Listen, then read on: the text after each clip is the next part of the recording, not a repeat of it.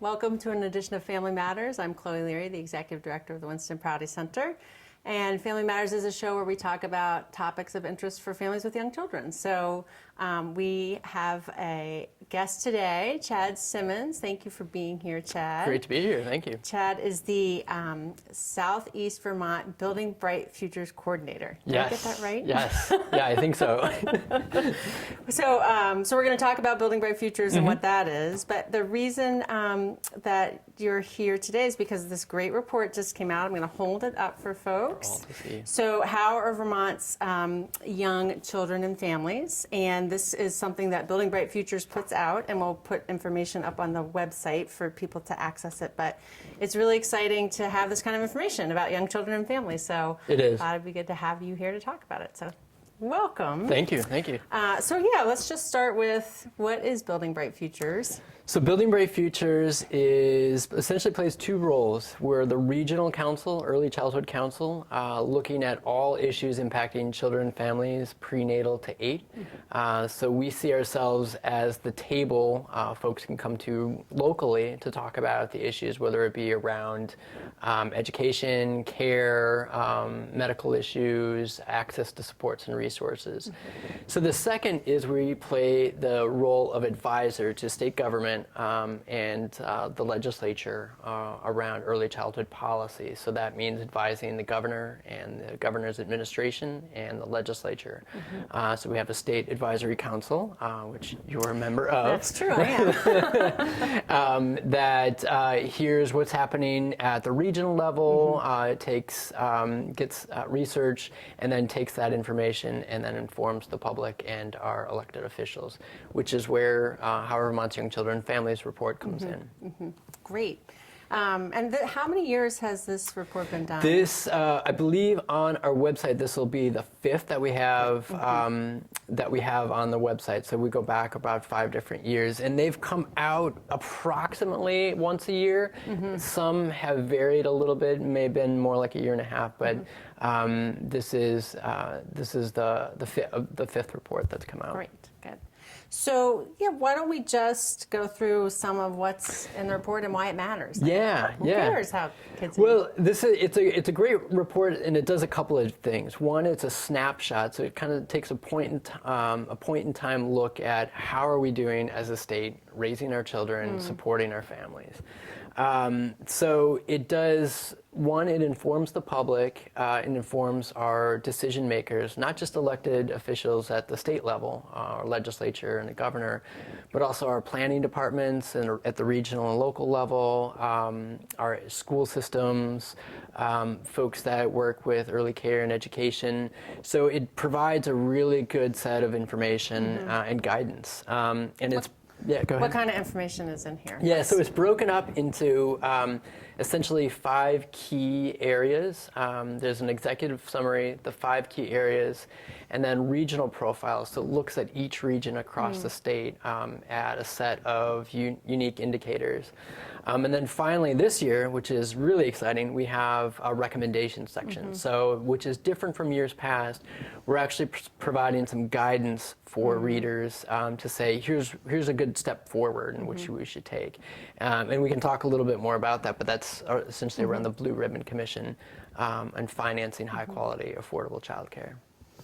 So when you think about the report, it's, we're not going to be able to touch on everything here. If you think about sort of the highlights or most important things from your perspective, what jumped out at you? Yeah, for me, 3 things jumped out for me. One was the importance of economics and talking about the economic well-being of our families. And I think that's first and foremost, if families have the financing or the finances to be able to take care of their basic needs, as well as to be able to thrive. I think that's first and foremost, that jumps out for me, this report. The second is looking at the interconnected systems and looking at how we do things at a local level and how those connect to the state system. So ensuring that all families have a robust set of supports and services available to them when they need them. And then finally, what jumped out at me was the importance of relationships and fostering connected communities. So a big chunk of, one of the big chunks of this report is looking at how we support our children, how we support our families, and building strong relationships. So I think broadly, those are the things that really excited me about this report, is looking at what we're doing well in those three areas, as well as where we have some room to grow. So what are we doing well? So what we're doing well is we've reduced poverty for children under the age of 9. So significantly since 2009, we've gone from 19%, which is the number of children under the age of 5 that were living in poverty, and the 2015 numbers were at just under 10%. So we've done a good job across the state at looking at how to reduce poverty. And we can talk a little bit more about what are some of those programs and resources in which are used to alleviate poverty.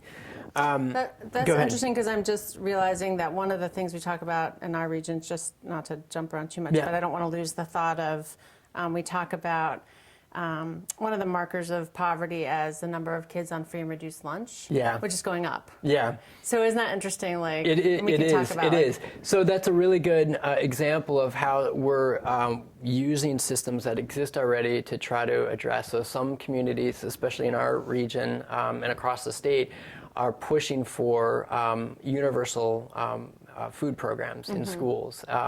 And by allowing all children to have access to food, that will increase their ability to be ready to learn when they come to school, at school. It'll help with their nutrition and physical well-being. So that's a really good example of how if we try to address the issue of poverty, that we can come at it and look at opportunities to address it.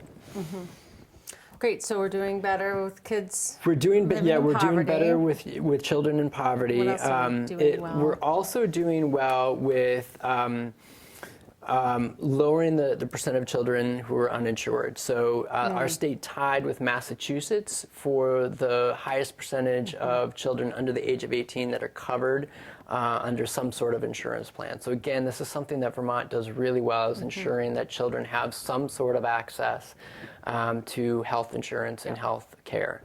So that we came in at just under 98% of children under the age of 18 have some sort of access. So again, that's something that we should be really proud of and that we're doing really great work on. And, you know, I'm wondering if anybody is curious whether that will be affected by changes in the healthcare system. I don't think so, necessarily, because it's kind of its own, Dr. Dinosaur is its own. Right, it's a state program. Thing. Yep, exactly. So and not necessarily threatened by the current environment.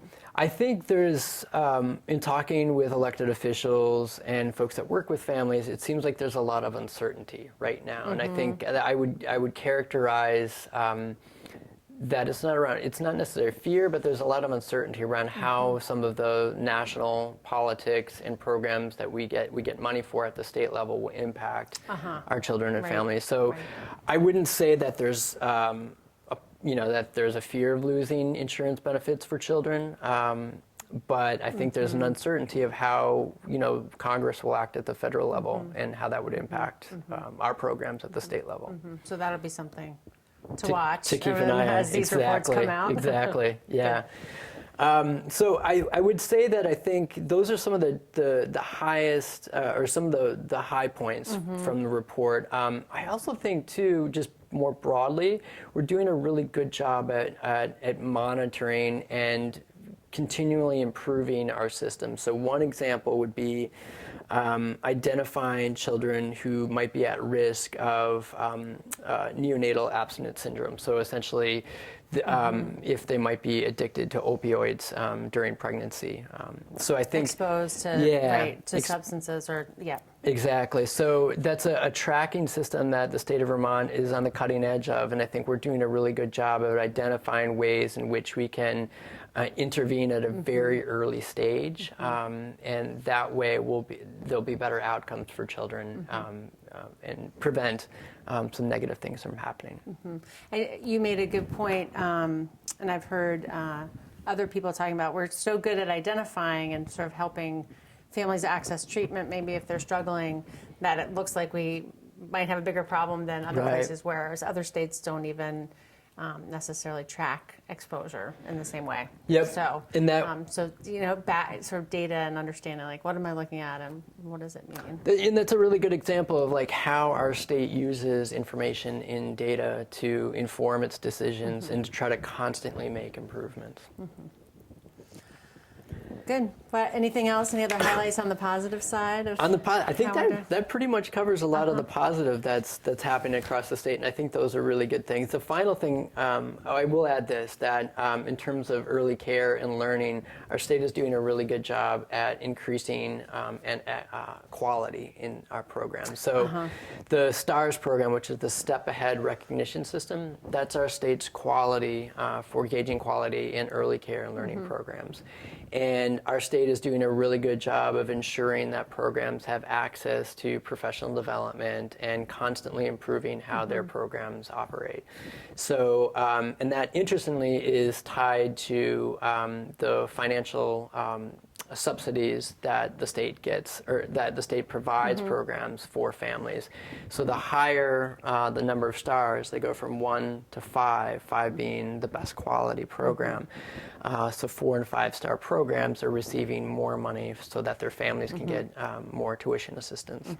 So that's, again, another good thing that our state has been able to accomplish across the state. And our region in particular is doing very well with that. Yeah, I noticed that we had a lot of providers who participate in sort of that rating system. And I think I have heard families and others talk about, well, gosh, I'm only in a 3-star program. It's like, well,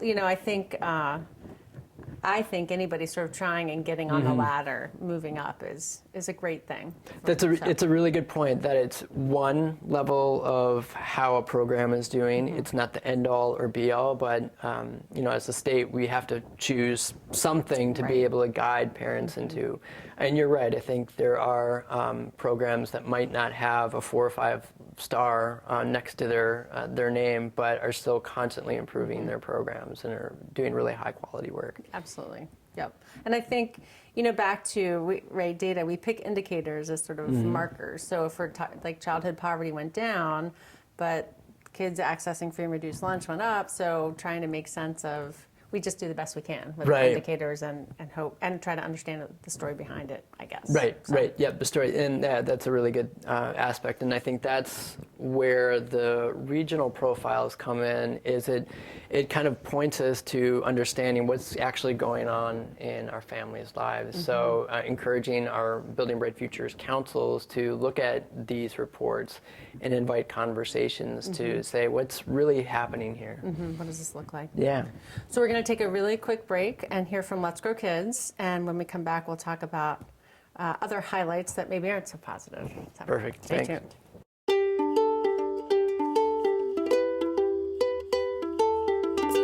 For the youngest among us, playtime is more than just fun. It's learning and development. When we stimulate a child's curiosity and natural desire to connect with others, we help them develop the important skills needed for school, relationships, and life. Join Let's Grow Kids to help all of our children reach their full potential. Learning starts day one. And we're back. We are talking with Chad Simmons, who is the coordinator for the Southeastern Vermont Building Bright Futures Council.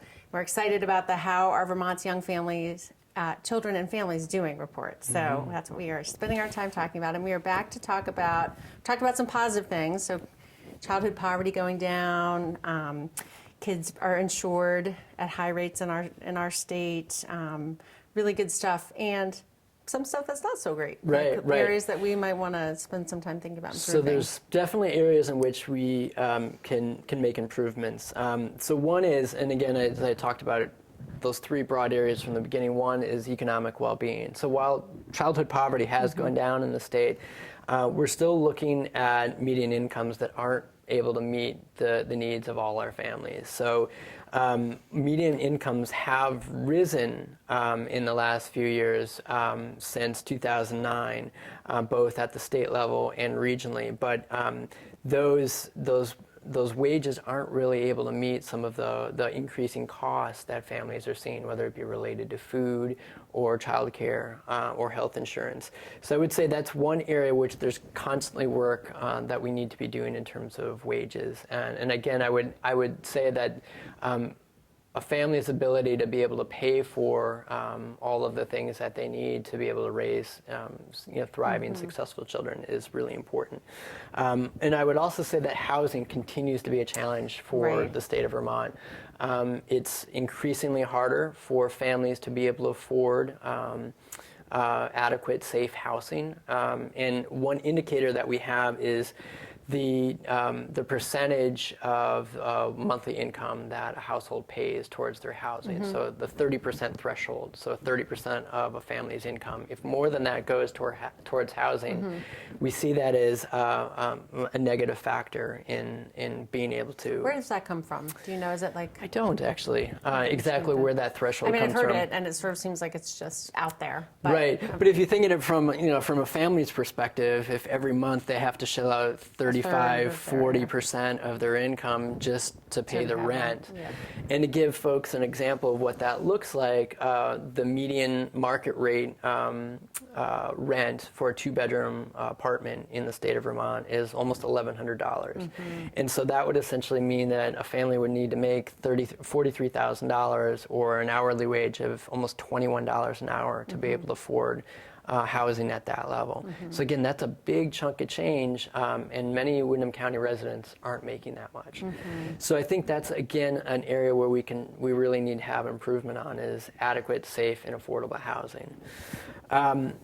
Obviously, a big thing that we've been talking about locally in Windham County is the impact of opioids and the number of children in state custody. Yeah, and that is a big topic. Yeah, the Department of Children and Families. So our region's had a number of conversations over the winter and over the fall and winter around how do we address the number of children in state custody. And our region has one of the highest rates of children in state custody at this time. And so going back to your point of like understanding the story, we really need to unpack why that is and what's happening.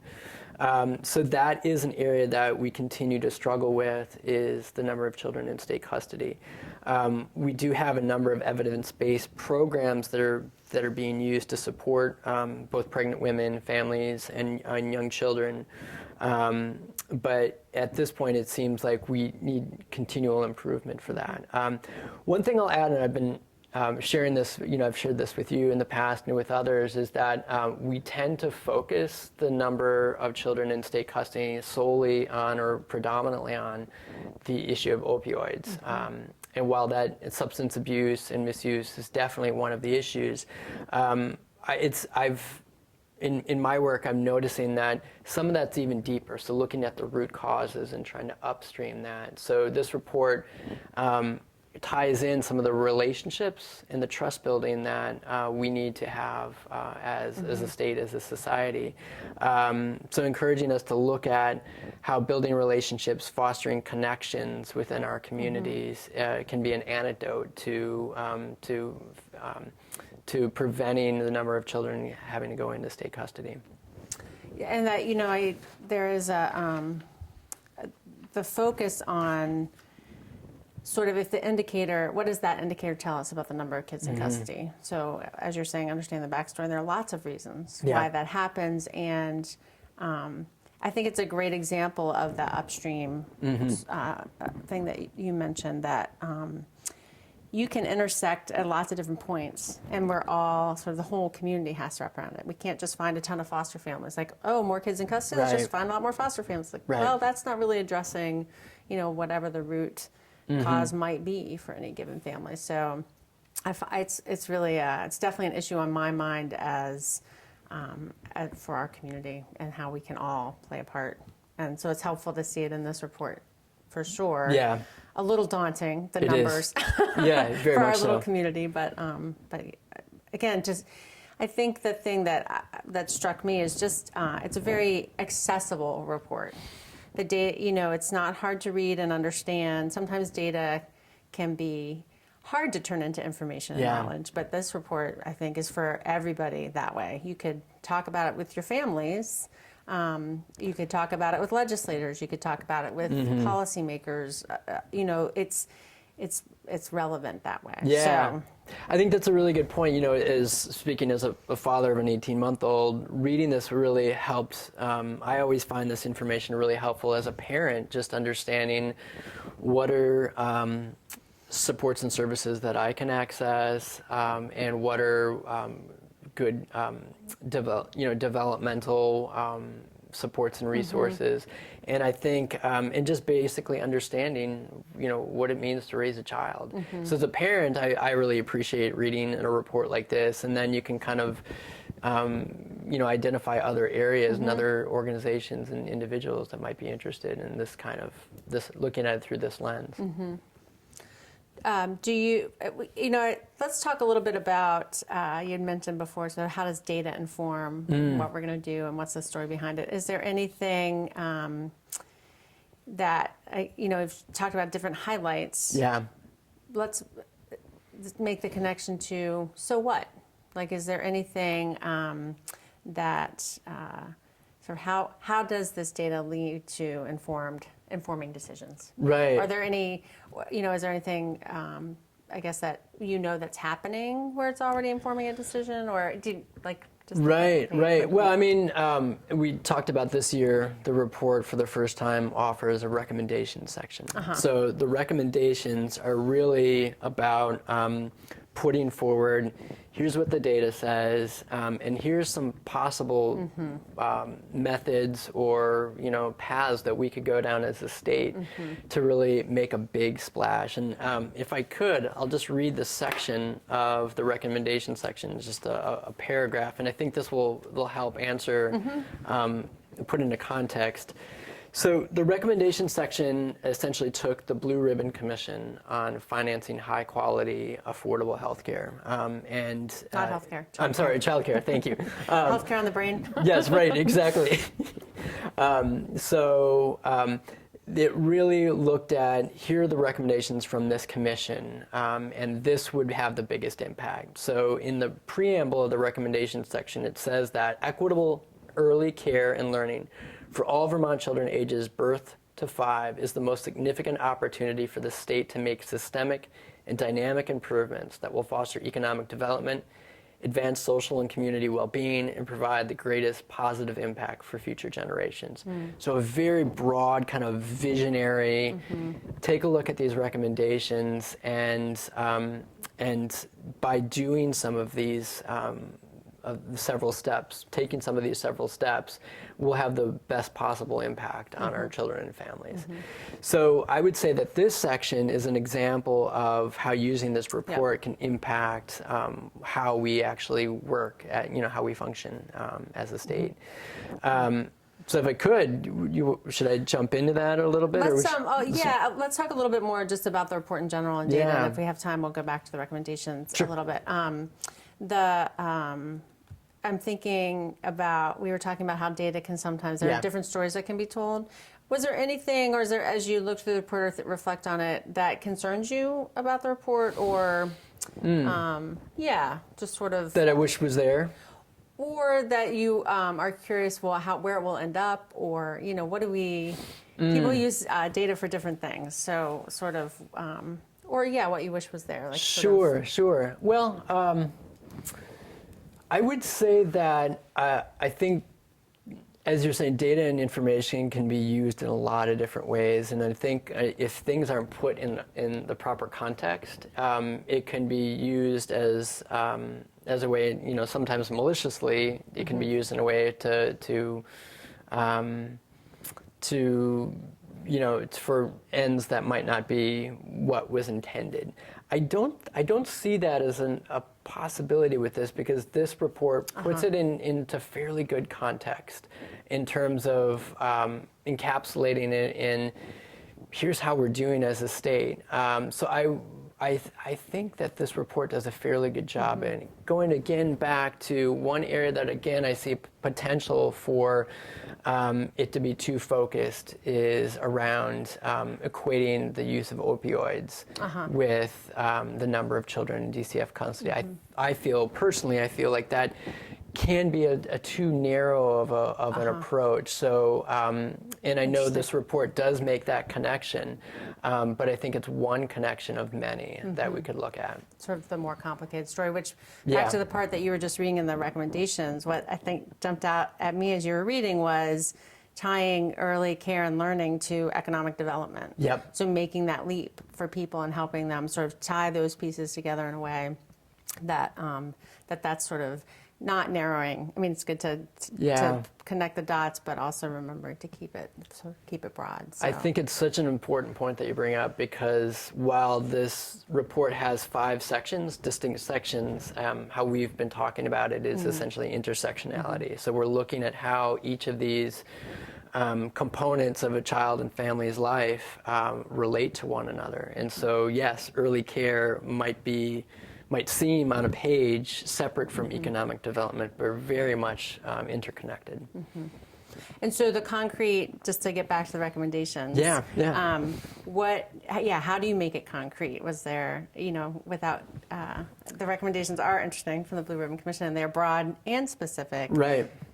What's an example that sort of, again, takes this information and ties it to something that we could do now? Right. So there were 3 essentially aspects of the Blue Ribbon Commission recommendations. The first is, and I'll talk more about the first, is really focused on, in a concrete way, improving financial access to high quality early care and learning programming. And so one of the proposals is to essentially increase the amount of money both going to the Child Care Financial Assistance Program, which is essentially our state's program for tuition assistance for families that qualify, as well as increasing the amount that goes to the early care and learning programs. So those 2 things combined will improve our local economy. More money will be going to child care programs, and so they'll be able to have more resources at their disposal. And it'll make financial sense for families to participate in the program. Some families aren't able to afford to go back to work because of the cost of childcare. So this part of the recommendation is very concrete, and in fact, just recently our governor announced in his budget address that there would be $7.5 million going towards the Child Care Financial Assistance Program. So a very specific example of how, wow, if we can invest more in early childhood, and if families can't, if we can help them afford it, it's related to all these things, it will actually sort of make the whole picture better. So, exactly. That is a very, I think, important one to think about, the Child Care Financial Assistance Program. Very concrete. We're going to keep a very close eye on that and see how that develops in this legislative session. But we are out of time for now, so it always flies by. Thank you, and we'll talk about recommendations maybe at another time. Sounds great. Thank you, Chloe. Thanks, Chad.